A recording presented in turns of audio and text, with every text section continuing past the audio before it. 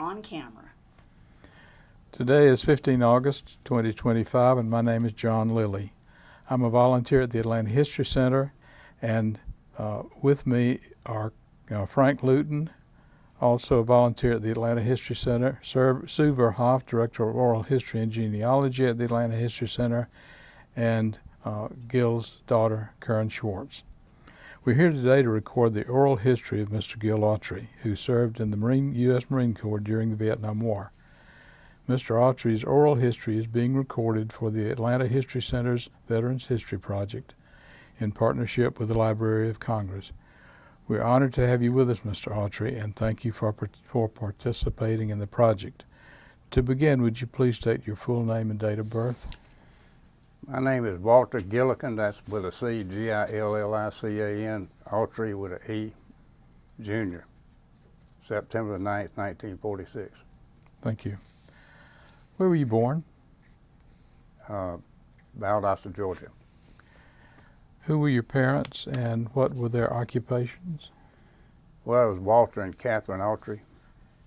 My father was in the turpentine industry and then was a tobacco farmer, and my mother was an artist and a housewife. Thank you.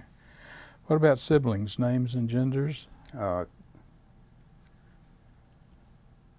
Catherine Autry, Kay Autry. She's a girl. Okay. Female. Did she serve in the military? No. Okay. What were your parents or siblings' feelings about you joining the service? Well, they weren't very happy, but I wasn't having a whole lot of choice. But I was going to get drafted. I might could have gotten out of it. A lot of my friends did, but my father and I talked it over, and we decided that just wasn't the way the Autry family operated. So that was a pretty stupid decision. Not really. I was pretty naive and patriotic, to say the least. I thought I was doing the right thing. Yeah. Did you hold any jobs before entering the service as you were growing up? Did you have part-time jobs or anything?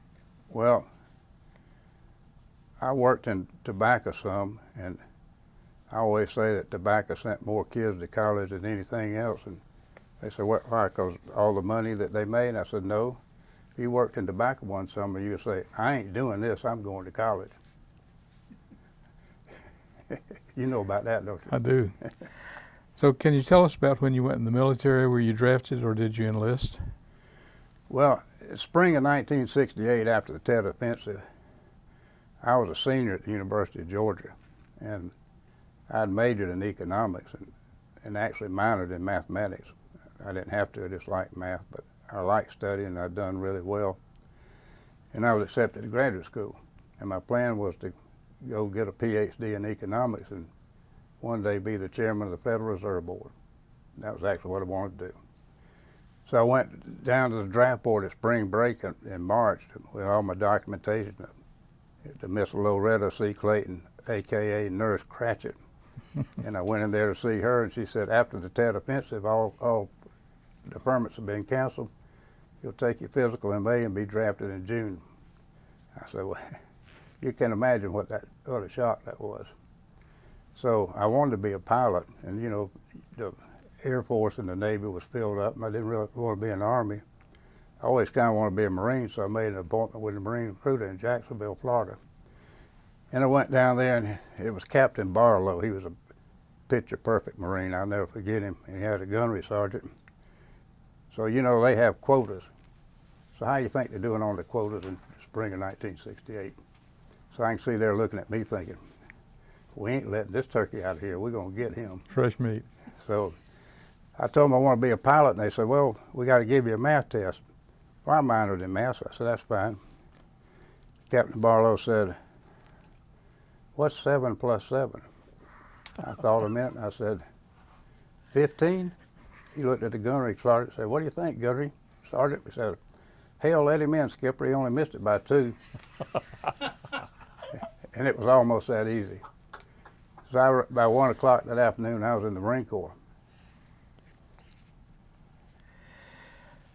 After you held up your hand and said, I'll do this, then you graduated. You got your degree. Yep, my degree. And then what?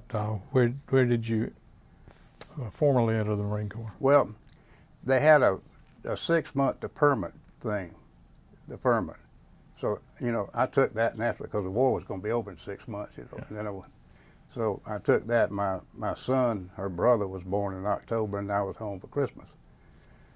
So on January the 6th of 1969, I checked into Officer Candidate School in Quantico, Virginia. And they didn't tell me this. The drill sergeants yelled at me, and it hurt my feelings. And I was scared to death. That's the worst thing I've ever been through. But you managed. Yeah, so we had our platoon commander was Lieutenant Ritter, and he was a Mustang, he came up through the ranks. And he didn't like college graduates, and he didn't like pilots. So I don't know why they put him in that position, but he was pretty rough. He was pretty mean. He told me that he was going to make sure I didn't get out, and I believed him. So I didn't think there was any way I was going to make it. I mean, it was just horrible. So we had a kid named Fuller, and he was a little overweight and wore glasses and kind of clumsy, so he was treating him pretty rough. So after 2 weeks, they let us call home, and he called his daddy in Arizona and told him what was going on. Well, his daddy's best friend was some guy named Barry Goldwater. Huh. So come Monday morning, there was no Lieutenant Ritter. So I made it out. But had our sergeant instructors, they call it, was Staff Sergeant McGregor, and he was tough, but I mean, he knew we needed help. So he helped me get through. He said, Lieutenant Audrey, Candidate Audrey, they don't pronounce your name right, said, let me tell you what you do. You're not going to make it through here, said. You worry about the little things, I worry about the big things. When it's time to clean your rifle, clean your rifle. If it's time to shine your boots, shine your boots. If it's time to make your rack, make your rack. Don't worry about anything else. So I did that, and I made it through. And became a Marine. What about after that? Where'd you go then? Well, they had lost so many pilots the Marine Corps had during the Tet Offensive, they couldn't train them fast enough. Well, let me say it this way.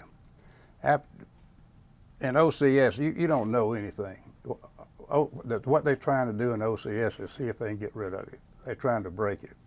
All they're trying to do is see if you can take it or not.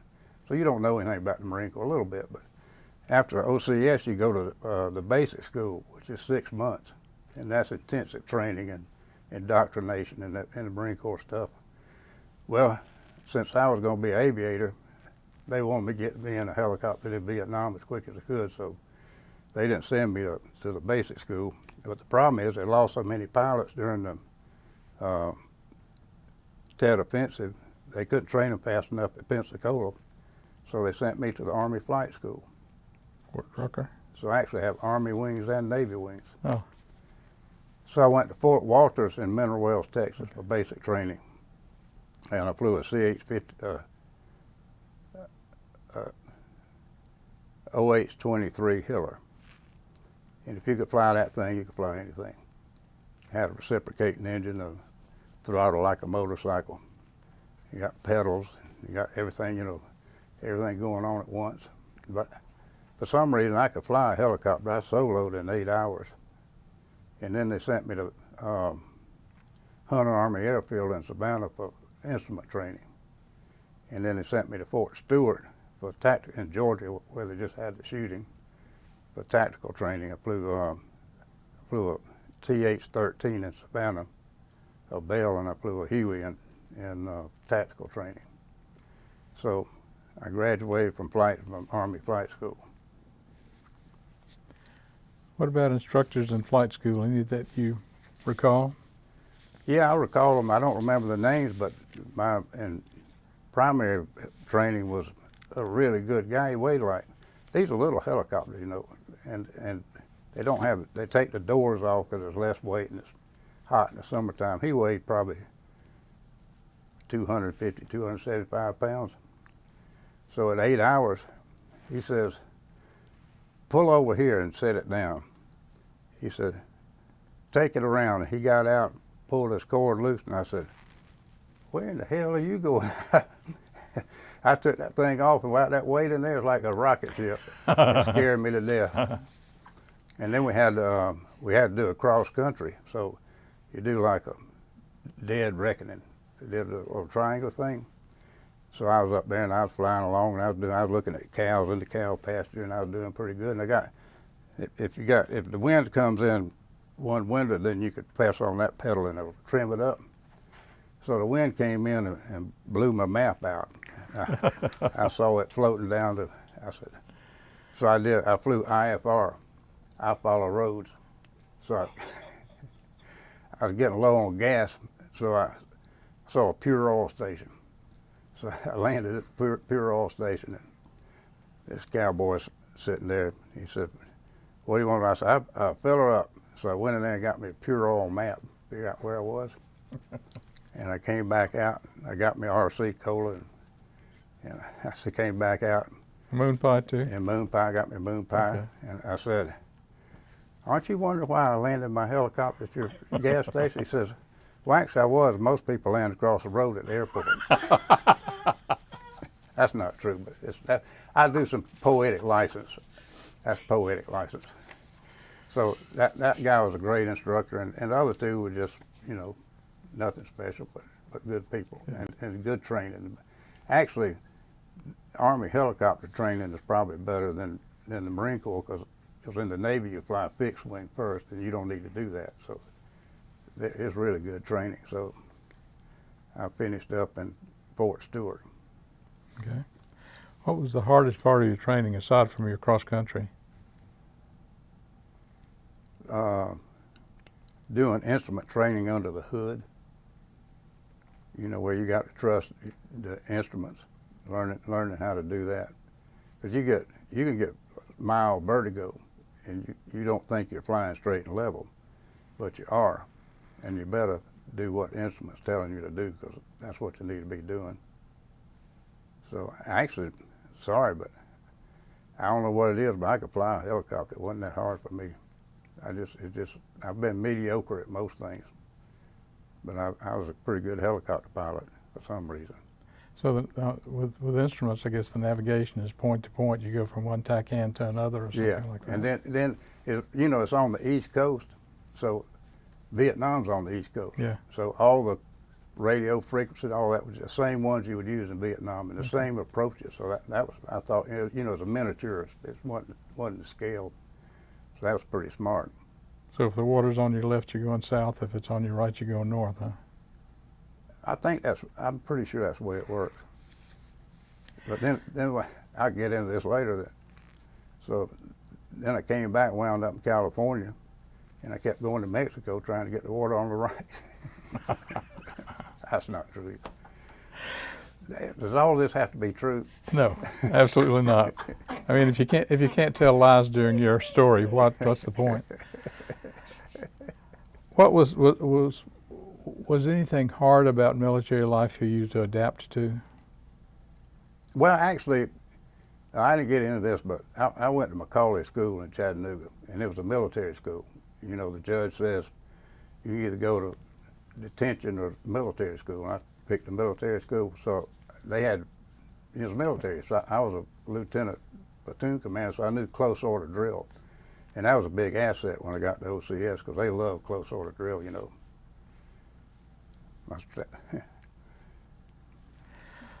My sergeant instructor said, not in these words, he said he'd rather watch close order drill than make love to his girlfriend. So I was good at that. And you could believe that looking at him, huh? Yeah, I could believe that. So after that, where'd you go? I went to Marine Corps Air Station, New River, North Carolina, and for some reason, it's one of the biggest blessings of my life. I got selected to fly a Sikorsky CH-53. It's the largest and fastest helicopter in the world at the time, and it was the safest one because it had so much power that it could have a lot of armament on the engines and all that. So I went up to New River, North Carolina, to transition into CH-53. So now I'm back in the Marine Corps. I still don't know anything about the Marine Corps, So it was a very weird period of time for me. I just kind of felt out of place and strange. But one of my one of my instructors was the best helicopter pilot I've ever known. It was Jim Schaefer. The CH-53 is the only helicopter at the time, I guess others now, that could do loops and rolls. And so he did loops and rolls in it. I never tried that because I never flew fixed wing, didn't know exactly how to do it. But years later, on the failed hostage rescue in Iran, I knew all of those. They were all CH-53 pilots. They were all friends of mine. And originally it was supposed to be a Navy operation, but the Navy pilots decided they wouldn't fly it, so the Marine Corps decided they agreed to fly it. Well, the CH-53 has a thing called EAPS, an engine air particle separator, that you close it, but it substantially reduces the power. So we never had them on, so they didn't have EAPS on. So they got in some weird sandstorm, and that's what happened to most of the helicopters. So they had a C-130 that they were going to land in the desert and refuel, and Jim was landing next to the C-130, and the guy that was telling him where to go ran off or something, and he ran into the C-130 and set it on fire. Yeah. And Jim and his co-pilot Bud Kurtz lived, and one guy from the C-130 lived, and the pilot, this is unbelievable, the pilot of the C-130 was Major Lynn McIntosh from Valdosta, Georgia, that I went to school with. Wow. So they had Jim and the other two guys down in the Burn Center in Houston, and President Carter came down there and went in to see him and talked to them and gave each one of them a Bible. I'm not a big Carter fan, but I thought they would really stand up. Mm-hmm. So Ted Kennedy came in there because he was getting ready to run for president, and he asked the kid that was burned the worst, he said, "Son, how hot was that fire?" And Jim leaned over there and says, "Ask him how cold the water was." And he turned around and walked out. Oh, geez. So I knew all those people. That when, and that's when the Marine Corps came up with the Osprey, you know, the one for the engines, because they had a better range. So that's when they decided they needed the Osprey. And Jim was one of the original test pilots for the Osprey. And a lot of them crashed. A lot of people got killed before they got sorted out. So he was quite an aviation, and I'm proud that I got to know him and fly with him. So tell me something. Why did helicopter pilots, the first pilot, fly on the right and helicopters on the left in the airplane in fixed wing? Because they told us to. I mean, I don't know. That's it? Don't ask me complicated questions. I don't. I don't have any idea. Okay, so let's talk about your combat experience. Well, they told me they were going to do a thing called a split tour. So that meant I'd go to Okinawa for 6 months and then go to Vietnam for 6 months. I said, well, okay. And then, of course, they came back and they said, well, we're going to send you to Okinawa for a year. We're not going to send you to Vietnam. I said, well, that's good. So I hadn't played golf in a long time, so I took my golf clubs over there, and I played a guitar. And I found out they make these beautiful handmade Japanese guitars, but not very much money, so I bought a guitar. And so I liked the Marine Corps and I liked flying. I thought I might stay in. I said, you know, I don't have any combat experience. That's not going to look too good. So I went to the squadron commander. I said, Colonel, I want to volunteer for Vietnam. He says, Autry, you dumbass, we're not sending anybody to Vietnam. I said, I don't care, I want it in my record. So they sent me down to the Philippines, the Jungle Escape and Survival School. That's an Air Force school. Clark Air Base. You went through that, I imagine. I did. So you remember our instructors were Negritos, little Aborigines. Well, they loved it. I was the only Marine in the class, and they loved the Marine Corps because Marines ran the Japanese out and they hated the Japanese. So every time I turned around, that guy was right next to me. So I got ready to leave, and he gave me a present. I might be the only person in the United States that has one of these, but you probably should have checked me this before I brought it in. This is a Negrito knife. You remember these things? Uh, So they make these. Just a little higher. There you go. They make these by hand. He gave me this, but theirs are a lot longer. So what they would do with them, when the Japanese would be going single file through the jungle, when the last man came by, they'd pull out the Negrito knife and lop his head off, and it'd roll down the jungle trail. So, I mean, this thing, feel that thing. goodness. Wow.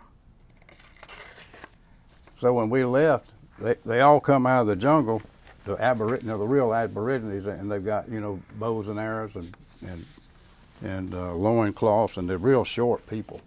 I mean, they're pygmies almost. So I came back from Jungle Escape and Survival School, and I walked on base, and Lieutenant O'Brien, he was a duty officer. He says, "Autry, we got a quota in for somebody to go to Vietnam. You're leaving in 3 days." So guess what they did? They sent the squadron dumbass. So I had 3 days to get ready to go to Vietnam. Well, my wife never believed this till a friend of mine confirmed it, but I didn't have anything to do. I mean, I couldn't do anything with my golf clubs and my guitar, so I took them with me. So I'm in the induction center tonight. I got my golf clubs and my guitar, and they're looking at me thinking, who in the world is this dumbass? So there I was in Vietnam, and I still don't know anything. It's not, you know, don't have many hours in a helicopter, so I was pretty green. But there was a major there that had a classical. I had a rock and roll band when I was 13 years old. I played guitar since I was 11 years old. But they had a major there that had a classical guitar like the one I had, and he played Elizabethan music like Henry Purcell and John Dowland and all that sort of stuff. So he wanted to play Elizabethan duets. Well, he didn't want to play till 8 o'clock at night. And I guess I may as well make this confession. By 8 o'clock at night, I've been in the club for 2 hours. If you ever tried to play Elizabethan duets when you're about half drunk on a classical guitar, that's not very easy to do. It's probably the only way you should try. So that was, I mean, that's so surrealistic. You know, you're flying helicopters in the jungle fighting the communist insurgent guerrilla forces in the viper-infested jungles of Southeast Asia and playing Elizabethan duets at night. I mean, it's like MASH. Yeah.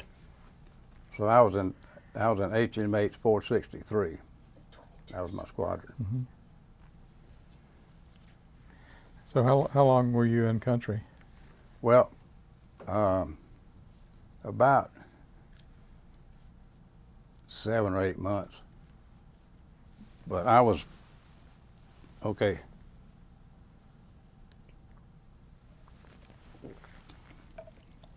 One of the, you know what SOG is?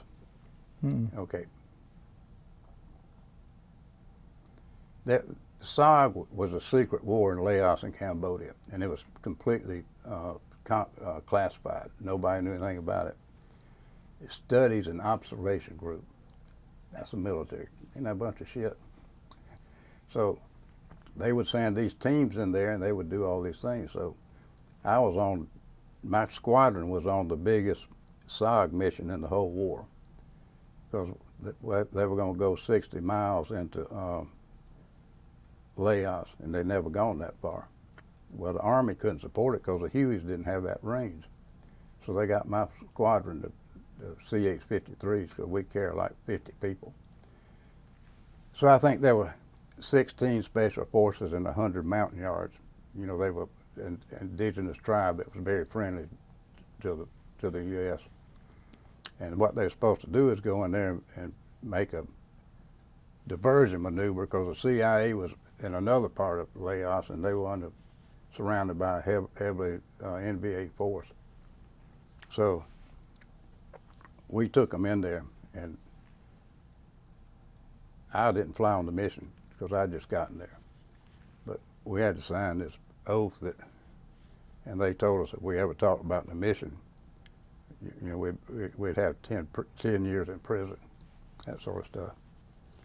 So they flew the mission, all those people that were there, and it was the most successful mission for intelligence that there was during the Vietnam War. We had 2 helicopters shot down, and 1 Cobra was shot down. 16, several of the special forces were killed, and I think 16 of the Montagnards. So we had to go get them out, and they were surrounded, and it was pretty bad. So the first helicopter went in and picked up the people, and then it got shot down not far from the evacuation zone. So the chase helicopter has a ladder in the back. So they go and drop the ladder, and you got this, I forgot what they call it, this metal thing on that you just hook on that ladder, and you can pick them all up, you know, and got them out. So then the next helicopter went in. That was Don Persky. Now he was one of the best. He was like Jim Schaefer. He was one of the best I ever knew. And he had the thing loaded with 50 people. And they shot an engine out when he was lifting out of LZ, and he got up and got off, and they were in the mountains, so he had altitude. And then they shot the other engine out, so it didn't have any engine. But a helicopter can auto-rotate. Yeah. You can actually land it. So he auto-rotated it down in this mountain valley, and he made kind of a hard landing, but nobody got killed. And they got everybody out. So we got everybody out. So you were back in South Vietnam by then? Yeah. So Don Persky got a Silver Star. We called him Jesus Christ Silver Star. But they all had some pretty bad time. So years later,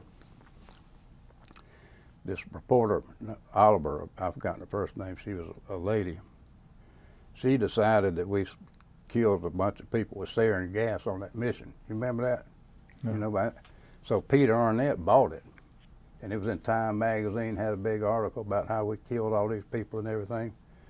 I didn't even know what sarin gas was at the time. Mm-hmm. So it was all fabricated story. And she got fired, and that's one of the reasons that Peter Arnett had to leave CNN. So that was a pretty big mission. And then we could do a lot of, we were a transport helicopter, so we did a lot of resupply. And so we had a squadron commander, Charlie Block, and he was really an innovative guy, so he decided that we could do some tactical work because, he might put in 6 or 8 people at a time, or CH-46, maybe 10 or 12. We could put in 35 or 40 Marines. So, the first helicopter goes in there, so the Viet Cong and the NVA know you're coming, so we could put a bunch of people on the ground fast. So we started flying a lot of tactical missions. And we did something, I don't know if this ever got reported, but the Viet Cong would go down in a tunnel, and you couldn't do anything. So Colonel Block decided that we could fill up 55-gallon drums with napalm. And we had a guy named Bill Coday, and I guess he knew something about physics. I guess he was smarter than the rest of us, but he came up with a Coday bomb sight. So he got some electrical tape and made an X down here on the bubble. So if you fly like 500 feet, 100 miles an hour, when the top of your cyclic stick lines up with that bubble, it's external. It had a hook, so you pickle the load, and it was pretty accurate. So it hit the ground and go down in all those tunnels, and a Cobra or something would come in there and hit it with a white phosphorus round and torch it off. So we would call it the barrel bombers. So we did that, and then one of the big things that happened, we did a lot of work with the Republic of Korea Marines. We called them ROKs, and they were tough. See, we had rules of engagement. They didn't have any rules of engagement. We'd insert them somewhere and get all shot up and go back and pick them up. There wasn't even a dog barking. I mean, just a cakewalk. So I just brought a few things. See if I can find it.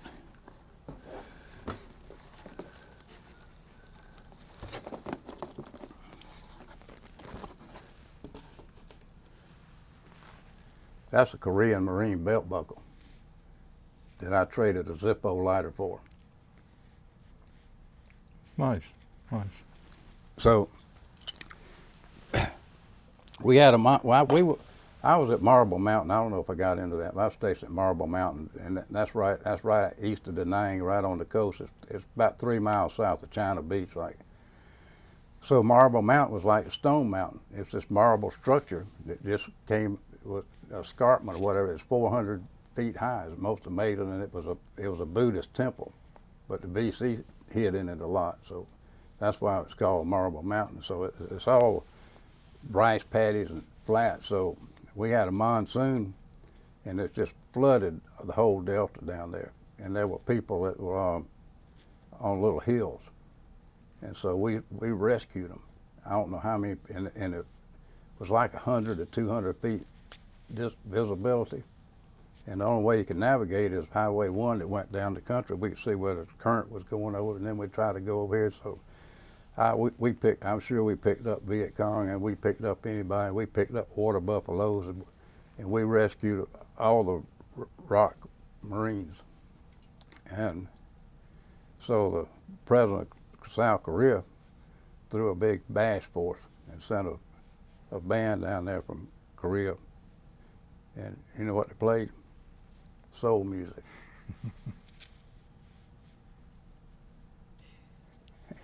I understand That's one of that. my favorites. Yeah, I heard some of that. So, one of my best friends, another one of the best helicopter pilots I knew was Dave Spotswood, Spotty. He grew up in the Philippines. His father and mother were missionaries. They were Yale Divinity School graduates, and his father was a bush pilot. So Spotty was flying when he was like 15 years old. So he was picking up some people in the flood, and he got his tail rotor caught in some communication wire, and he crashed. And he tried to save his crew chief. He lost his crew chief. He died. But we fly in pairs, you know. So he was Major Red Edwards wingman, and so Red Edwards left him. You don't leave your wingman. You just don't. This guy, I'm you know what your mama said? If you can't say anything nice, I'm not gonna say anything else about him. Yeah. So we got back. So Spotty and I think we might have been drinking. Well, I'm pretty sure we might have been drinking one night. So Red Edwards lived in a Quonset hut, you know. So we go over there in the middle of the night. We're about drunk, and we sandbag his hooch so he can't get out. And then he has a Jeep, so we go over there and pee on the driver's seat of the Jeep. We wake up next morning thinking, well, maybe that wasn't as smart as we thought. So he came down there to the squadron about 3 or 4 o'clock in the afternoon. His eyes were just darting around there. But so later on, I get into that when I get into this other mission. So we just did a lot of different things. So along about December, this is 1970, they decided that we're going to do training. I thought, oh, this is cool. We're going to do training. We don't know how to fly yet. We're going. So they filled up all these 55-gallon drums with concrete to get like 15,000 pounds, and we would pick them up and put them in these mountain LZs, and they divided us up into teams. Now we didn't. I flew with Captain May, and we had the same helicopter, same crew, you know. So I thought, what the hell is this all about? So I went on R&R to see her mama in Hawaii, and I'll never forget it.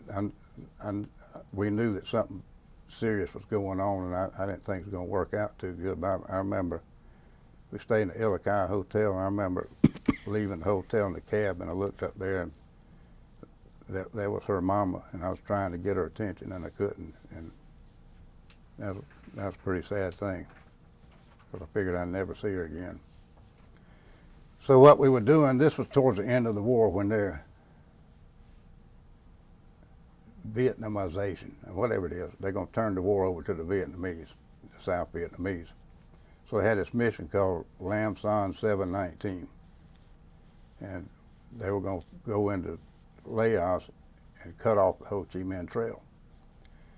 Well, that's what we were doing, because what it was supposed to be an army, well, it was an army operation, but something happened to one of the CH-47, the Chinooks.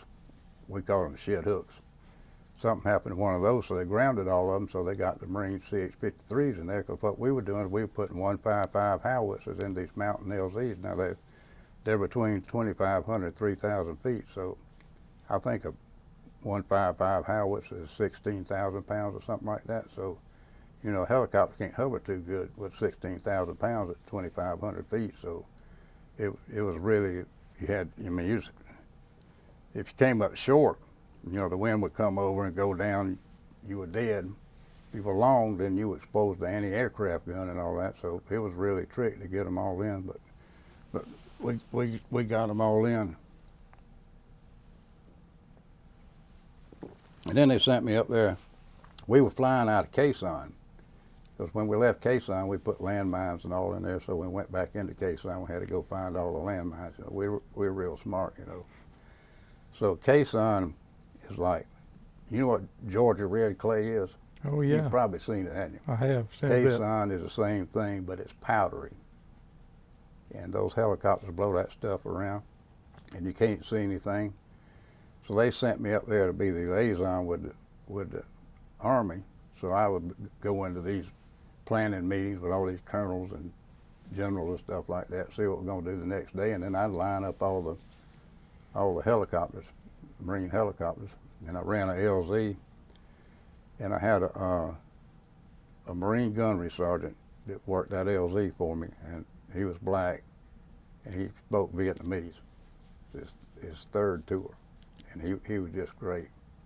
You couldn't tell he was black because he was red. That stuff would blow in your ears and up your nose and in your eyes, and you know, you don't have any hot showers or anything. But there was a female reporter that tried to interview me, and I wouldn't talk to her. But I read a book about, I'm pretty sure it was her. She wrote a book, and it's something like, I tried to look it up, something like Girls Don't, which is a stupid title, but you know, girls don't do this and girls don't do that. But she went to Vietnam as a freelance reporter, and she was up there at Khe Sanh, and she flew with those Army guys. Now, the Army, the Marine Corps is a different culture than other branches of service.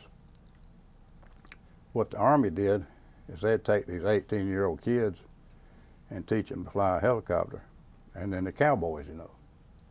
So they would all go into Laos and all this. I mean, 20 millimeter anti-aircraft fire, 50 caliber machine guns, 51 caliber machine guns, and the colonels and all would fly around and command and control helicopters. Yeah. And these poor guys were just like sitting ducks. Well, somebody asked me one time, they said, what was it like flying helicopters in Vietnam, Gil? And I said, well, it's like dove hunting, except you're the dove. And that's pretty much what it was, but they were just getting slaughtered. It was awful. But when we go in, you got the flight leader is a field grade officer, a major, a colonel, or at least a very senior captain. So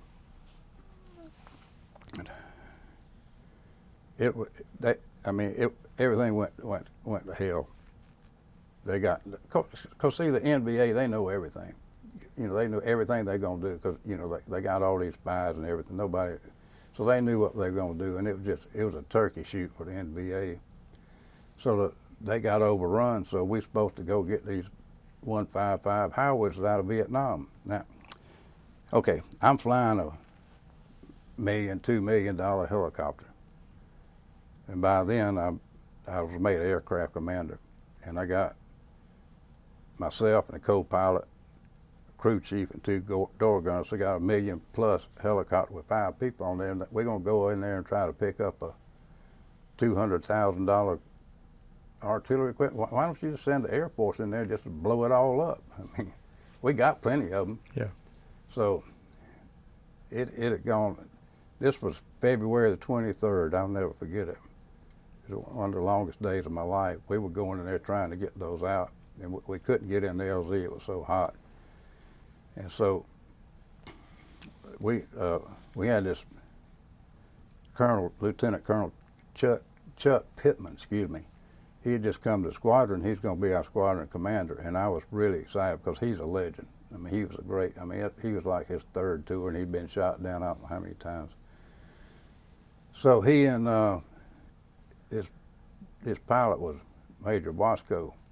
Well, they got shot down in the landing zone, and Captain Wimmeyer was at chase, and he had one of those ladders. And they got everybody out, but they couldn't get Colonel Pittman out because he was wounded pretty bad, and so Major Wasco stayed with him. But they got him out, and they medevaced him to Japan.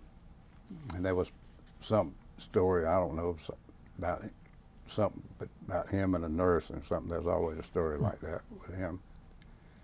So later on in the early 70s, there was a sniper on the Ramada Inn in New Orleans, and they wrote a book about this, and they couldn't get him. He was, you know, he had killed a lot of people, killed a lot of police officers.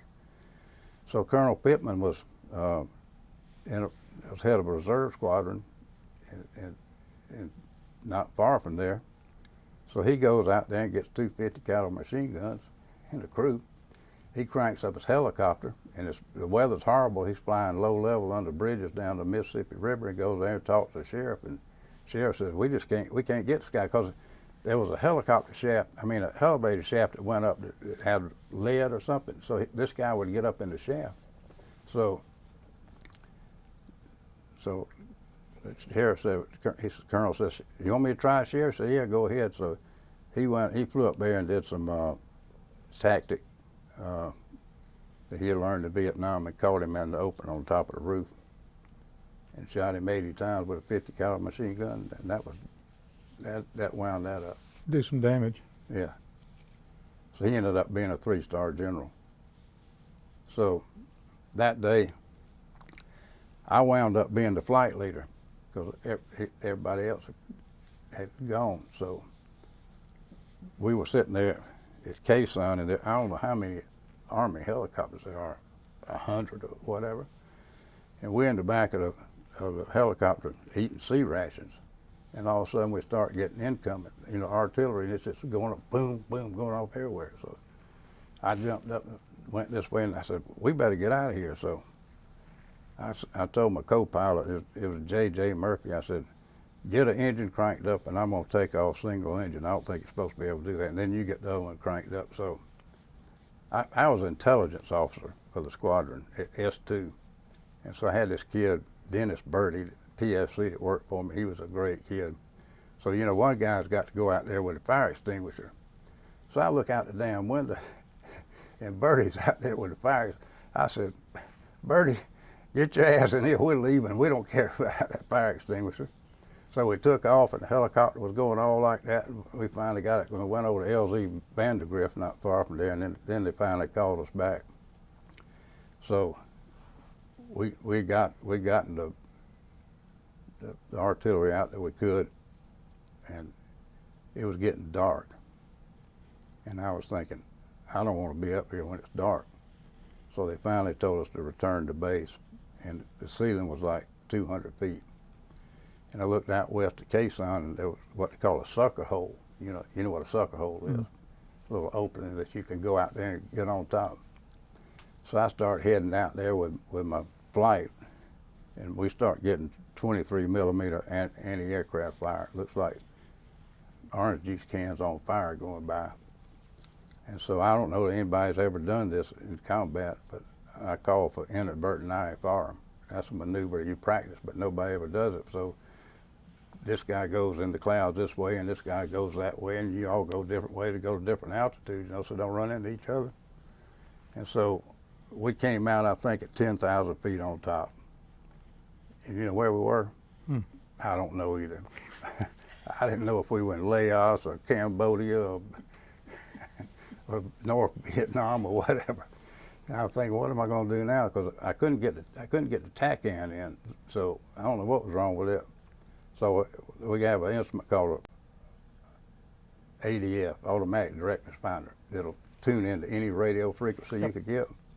So I tuned in the Armed Forces Vietnam Network, you know, good morning Vietnam. So we flew back to Marble Mountain, listening to rock and roll.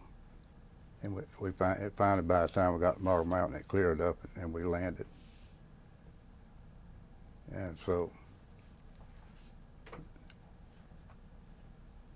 that's about it. I mean, So when did you come home? I think it was, I think it was April, and that's when I saw her for the first time. And she looked like a baby bird or something. She didn't like me. She didn't know who that was or what I was doing there. So I made it through Vietnam. And that was 71? 71. Okay. April or so of April, 71. Okay. After that, Well, I thought this was a death sentence, but I found out that they were sending me to the 3rd Battalion, 8th Marines in Camp Lejeune to be an air liaison officer. So that means I'm going to be with the infantry for a year. I'm going to be carrying a pack, and I'm not going to be flying, and I'm going to be out there sleeping on the ground and all that. But it turned out to be one of the best years I ever had. So I checked into, I'll never forget this, I checked into operations. I'd been home on 30 days. My hair wasn't long, but I mean, I didn't have white walls like all they did. So Captain Dan Phipps was the operations officer. He said, "Come here, Lieutenant." I said, "Yes, sir." He said, his exact words, I'll never forget it. "If you're gonna act like an airborne shitbird, you're gonna have the worst year of your life. But if you want to get that fucking haircut and get your head and ass wired together, you're going to find out we're pretty good people." I said, "Skipper, can I ask you a question?" He said, "Go ahead." I said, "Where's the barbershop?" And we got along fine. So it was all training. That's what the Marine Corps does in peacetime. So on Monday, we'd go to the field if there wasn't an inspection or something and come back Friday. So I was gone almost as much as I was in Vietnam. So I did all the air support. So my counterpart was First Lieutenant E.J. Rocky Ball III, and he was built like a fire plug. And he had joined the Marine Corps. He enlisted and went to Parris Island because he wanted to be a career Marine, but he wanted to be an enlisted man first. So he actually held the push-up record at Parris Island for a number of years. Wow. I mean, this kid was tough. And he was a platoon commander in Vietnam as a corporal because everybody else had him and was dead. He was missing part of his finger. He thinks he held a grenade too long or something like that. So, you know, if they want to do a night compass course, we'd go out there and figure out where to go. You know, so somehow or another they decided that we need to do desert training. Now, this is 1970. Why in 1971 did they think we need to do desert training? Somebody knew something. So they sent Rocky and me out to 29 Palms. He always called me Old Hoss. So me and Old Hoss are out there, and Rocky gets a bunch of surveyed wall lockers and a bulldozer, and he builds this big bunker. So we're gonna have a live fire exercise, you know, which they don't do in peacetime. So what we're gonna do, what they call a single envelopment, where 2 squads lay down a field of fire, and this squad goes around here. And then we had a kid that was gonna go in there and hit the bunker with a flamethrower, and then another kid was gonna throw a satchel charge in there. Now Rocky loved to blow things up. That's all he wanted to do was blow something up. He carried C4 around in the trunk of his car. He'd have blown up half of Camp Lejeune if he gotten rear-ended. So the Commandant of the Marine Corps finds out about it. So he comes out there, he wants to see it. So the Commandant and all the battalion commanders, they're standing up on this sand dune overlooking it. So we do all this, and Rocky says, "Old Hoss, I think I'll double the charge." I said, "Whatever you think, Old Hoss, you're in charge." So this poor kid's trying to carry a satchel charge out there. He's falling. It's 120 degrees in the desert. He chunks that thing in there, and pretty soon, go boom. This wall locker goes about 100 feet in the air, and shrapnel hits the Commandant. And the battalion commander and all of them, they're looking like, "What have you stupid son of a bitches done now?" And Rocky looks at me, he says, "Old Hoss, I believe we had the cookie. I said, yo, Hoss, I think we're done for. I think we've had the cookie. About that time, the commandant gets this big grin on his face. He said, who set that? That is fantastic. This was great. Who set that up there? Over there shaking me in old Hoss's hand. He just grinning like we thought we were. So then they sent us up to, we did a Arctic amphibious assault in Reed State Park in Maine in January. That was cold. But another thing I did, you know, the Marine Corps decided they wanted a Harrier, you know, the Hawker Sidney jet that takes off like a helicopter. So the Royal Air Force brought a squadron of Harriers over to Camp Lejeune to put on a demonstration for the congressmen, senators.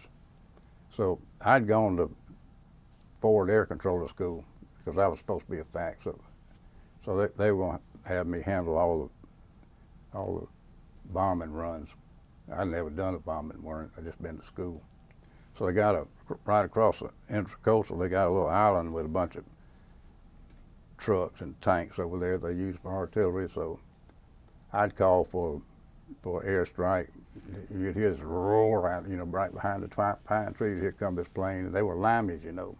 So they'd come around there and say, coming in hot. So if I had him lined up and he was lined up, I'd say, cleared hot.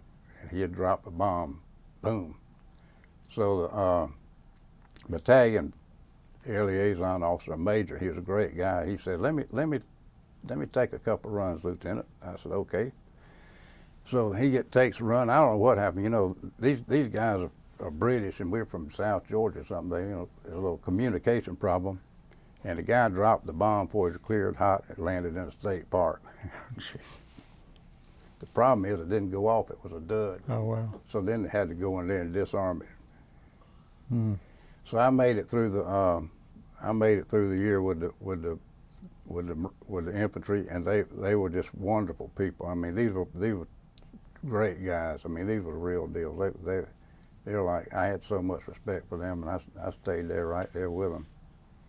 So after that, I was senior enough I could call headquarters of the Marine Corps and find out what my next duty station was going to be. So I called up, got the guy on the phone, and he says, well, I'm going to send you back to New River, North Carolina, because you're from Georgia and you'll be close to home. I said, hold on a minute.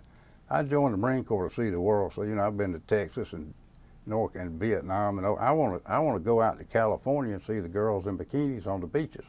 And he started laughing. He sent me to California. The HMT 301 training squadron. So I spent the last year and a half in California as an instructor pilot. And I can't tell you the feeling, you know, I made it through Vietnam and I'd made it through a year with the infantry. And there I was just flying around helicopter around Southern California. We'd go out and fly formation with the whales when they were migrating. And they had what they call hippie falls, a waterfall where they all swim naked. We'd go there and look at the naked girls in the waterfall and do some serious training, you know. And then we had one guy, he was real smart. We had all kind of radios. So he figured out that we had a radio that he could put on a frequency and we could key the mic and it would open garage doors.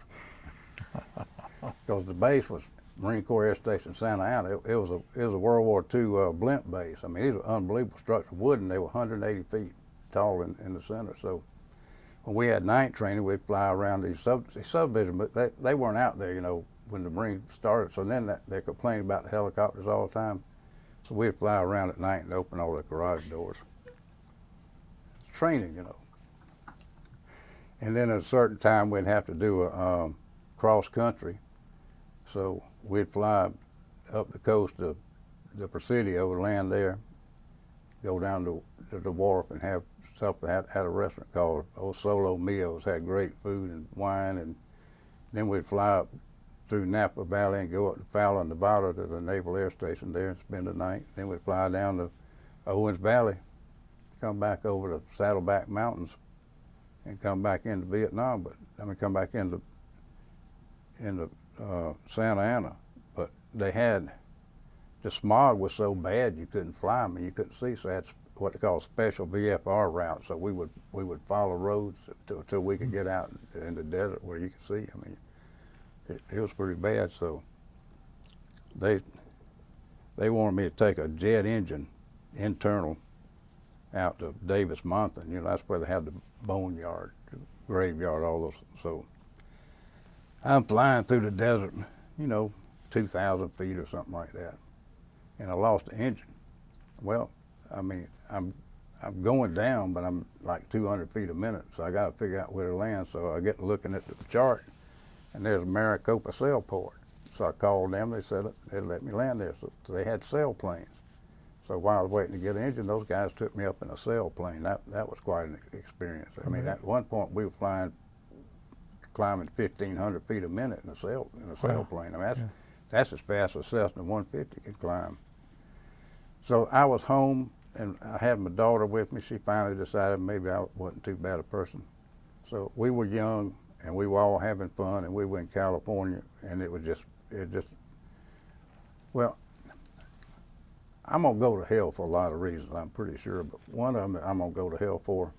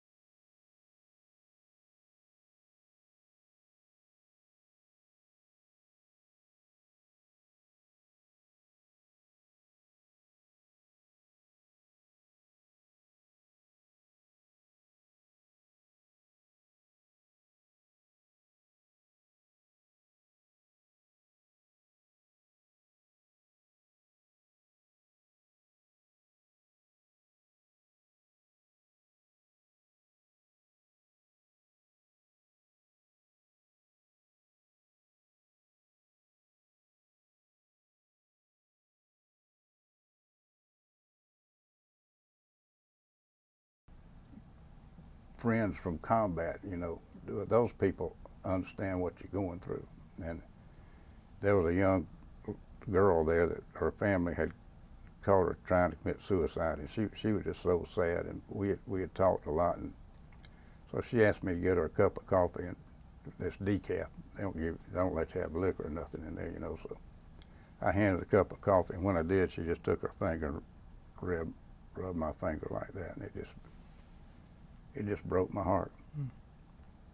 So I got out of that, and I wasn't getting any better. I mean, I was seeing a psychiatrist in Tallahassee because I was embarrassed to see one in Valdosta, and I was doing terrible. And I'm going to say something that I don't want to really say this, and I don't mean to say it in front of my daughter, but one day their mother said, somebody come by the house, and I'd go hide in the pantry. I didn't want to talk, didn't want to see anybody. So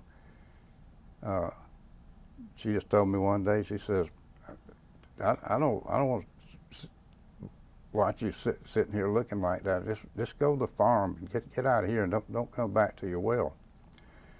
So I stood up and walked out the back door. I had a little house at the farm. I went back down to the farm, and I had some clothes down there. And also, I'd get up in the morning, and I'd think, I'm gonna get some work done today, and it'd be about 9 o'clock, and I said, well, I think I better I'm gonna lie down. I'll lie down on the sofa just for a minute. It'd be 4 or 5 o'clock in the afternoon before I knew the next thing. So I don't know what depression or PTSD, but your brain's an organ. They can fix your heart, but they don't know how to fix your brain. So I wasn't getting anywhere. So I had a quail hunting operation that I had shut down, but I had a client named Buck Ruffin, and he was a psychiatrist at Shands before he retired, and he was chief of staff of Shands. Usually a psychiatrist is not chief of staff of the hospital, but he was a great guy. So I wrote him a letter, so he got me into Shands, and that's like the Betty Ford Clinic. They got celebrities in there. It's really hard to get in there. So I started going down there every other week with a psychiatrist, a great guy, and working with him, and they'd put me on Zoloft, and then they'd put me on lithium, and nothing was working. And about then I'd lost everything, just about, and my wife had filed for a divorce. And so the doctor told me, he says, you got the worst case, the hardest case I've ever seen to cure. He says, the only thing I know to do is electroconvulsive therapy, shock treatment. Don't ever agree to that. So they put me in the psychiatric ward of the VA hospital in Gainesville. Now let me tell you something. If you ain't never been in the psychiatric ward of a VA hospital, you ain't never lived. Those son of bitches are crazy. They're crazy as bed bugs. I thought, I'm not as crazy as these people. I'm wasting these people's time. I need to get out of here. But really, you just, you feel such an empathy, and you feel so safe. And so they make a mold for your teeth so you don't bite your tongue off. So they gave me shock treatment. And actually, one of the psychiatrists was a female, and she was Oriental. And I don't know what, I guess I thought she was Vietnamese or Viet Cong or something, but when I came out of that, they had a hell of a time with me. So they did all that a couple of different times, and it wiped out a lot of my memory, and it didn't do anything. It didn't help at all. So I kept working with that psychiatrist, and finally, we took finally he put me on Wellbutrin, which is a mild one. And he says, this one doesn't affect your libido. I thought, well, why don't we try this one first? Why do we do all this other shit? So then I started to get a little bit better, and so I decided I'm gonna change my life. So my mama had moved it. She wanted to go, she's supposed to go to a retirement home, and she didn't want to, so we moved to Apalachicola in 1998, and I was getting a little bit better. But I would have what they call episodes, and they could last 2 days or 3 days where I was just totally dysfunctional. And so I got into real estate and mortgage business. And then in 2004, I met my wife, Lane, on a blind date, and we actually had spent an afternoon together at the University of Georgia in the late 60s, and we remembered each other all those years. So we've been married 20 years. So I slowly started getting better, and the episodes got fewer and farther between. And then finally, there's a psychologist in Apalachicola, Sarah Madsen, and she's been wonderful. So I've been seeing her, and so I'd applied for PTSD with the Marine Corps, and they sent me down to Gainesville, and my VA representative, whoever this lady was, she wasn't approving anybody. She was turning everybody down. So I've been trying to work with that. So finally, he says the last thing you can do is you can go to Washington D.C. and appear before a judge. And I said, okay. I thought, well, I'll be dead before that ever comes up. But then Hurricane Michael came through, and all the veterans affected by Hurricane Michael were moved to the front of the list. So Lane and I, that's my wife, we went to Washington, D.C. and appeared before the judge, and he was a really nice guy. And he asked Lane what she felt, because she didn't understand. She'd think it was something she did when I would get in one of these moods, and so he asked her what she thought about it, and she deserves an Academy Award. I mean, what she had to say was really kind, really loving. So he said, well, I'm going to need some more documentation because the VA was saying that I didn't have PTSD. So I went back to see Sarah Madsen, and she did all this research and wrote this long letter. So I got approved for disability for PTSD. And the money was nice, but it was the principle of the matter. Yeah. And then with my heart problems, I got 100% disability. I got heart failure, and that's from Agent Orange. Mm-hmm. So now, probably 3 or 4 years, I hadn't had an episode. That's And really it has to do with Lane and Sarah Madsen and her. it's okay. I love her so much. I didn't know this was going to happen. I'm sorry. That's okay. I didn't, all right. I didn't know this was going to happen. Take your time. So I did pretty good in the real estate business. And then in 2006,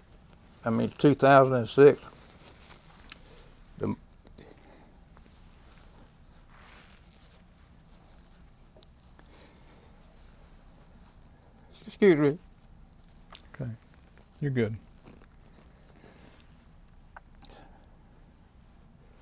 2006, the real estate market crashed. And it didn't slow down. I mean, it was dead. So Lane and I had bought a little houseboat. And so I went to the Coast Guard school and got my license and started doing Captain Gill's river cruises, where I just take people up and down the river. And here's the way the river boat business works. It's complicated. You got to pay attention. I'm gonna try to explain it. First, you ride people around in your boat, and then they give you money. Now, what? Come, do what now? So I just ride people around the boat, and I make shit up, and they believe it, and I just and then I get back. They give. I think, and I've been doing it 15 years, and I think I've taken out about 4,500 people. And then I started writing. I've written 2 books, and I write articles. And Lane's this wonderful photographer, and she just does beautiful work. So I write my stories and ride around the riverboat. And we got these good friends, and we got wonderful children. We got 11 grandchildren. Pretty good crop, isn't it? And so I make peace. Good. I think I finally gotten through all that stuff, and I don't know what I did in my life to deserve where I am now, Oh, but I'll take it. you're where you need to be. Yep, I'm where I need to be. I'm where I need to be. Okay, thank you for that. Is there anything else you'd like to talk about? How things have turned out, what you learned from the military, things you wish you had done differently, any of that kind of stuff? Well, no. I mean, I've had a very interesting life, and I look back on my life, and the Vietnam War was such a tragedy, and it was so sad, and it's such a shame that we do stuff like that, because the Vietnamese people are good people, you know. And I think everybody, I don't care your race, wherever you're from, your religion, everybody wants the same thing for their children. And I don't know why we keep fucking it up all the time and sending people, you know, I can tell you what it is. I won't get on this subject, but it all has to do with money. 78, took me 78 years to learn that everything's about money or sex, or actually sometimes money and sex, like Helen of Troy. But that's what the Vietnam War was about. It was about money. JFK was going to pull us out, so they killed him. Robert Kennedy was going to pull us out, so they killed him. So they went in there and they made all this money off of 58,000, killed 58,000 people and damaged. And how many people in Vietnam you think have got Agent Orange problems? Yeah. So and we're still doing that stuff, but I can't do anything about it. So I just do the best I can, and when I take people up the river, it's almost a spiritual thing to take. It's a 247,000 acre estuarine reserve that I go in. It's almost a spiritual thing to show people that. So really what I'm trying to do is show them love. Mm-hmm. It's peace. So that's all I want. I think you've done okay for a kid from Valdosta. Just a country boy. Thank you so much, Gil. Thank you. I really appreciate it. Thank you very much. Thank you. Kern, do you have anything that you'd like to ask? Or? Actually, I got some. Show us what you got. This is a book about that Operation Tailwind I was talking about. Show it. Yeah, hold it up. Yeah, Okay, and y'all can keep that. perfect. If you want to know what it's like flying helicopters, what it's like in Vietnam, and so it's studies and observation group now. Don't forget that. Yeah. And then let's see. This I don't have much, but this is my log book. That's every flight I took the whole time I was in the Marine Corps, and this really helps me figure out where I was. So I left one thing out about Okinawa. They had a typhoon coming into Okinawa, and we didn't have hangars. So they decided we're going to fly the helicopters to Japan at Sugi Naval Air Station. So we got 4 internal fuel tanks, and we flew IFR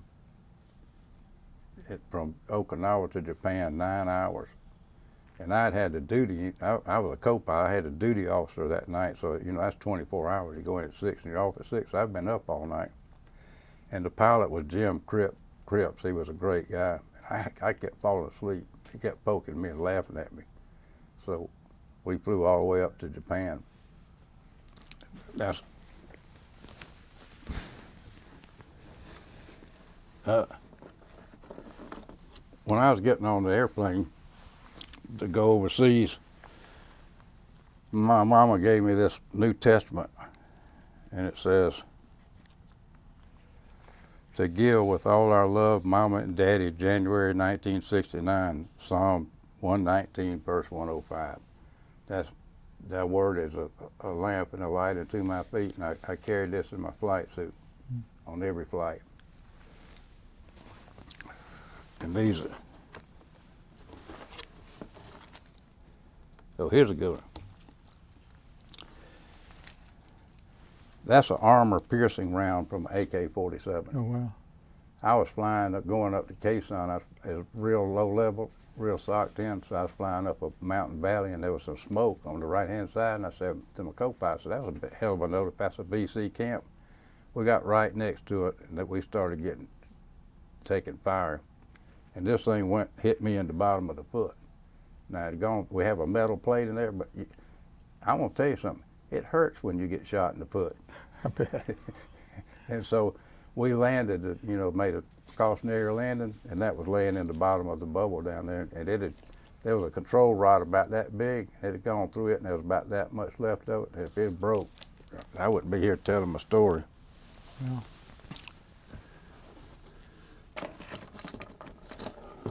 Well, then I got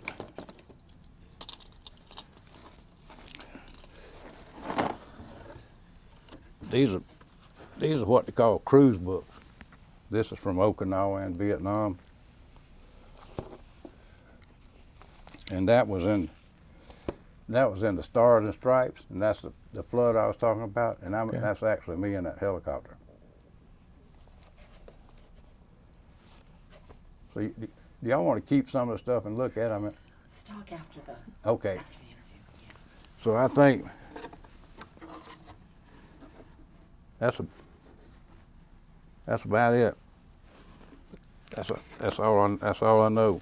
That's not all I know, but that's all I can remember. I certainly understand. Well, thank you again, Gil. Thank you. Thank Y'all you. been very kind. Thank you very much. Thank you for coming in today. Thank you and welcome home. Thank you. Are we good? Yep. Okay, we are off camera.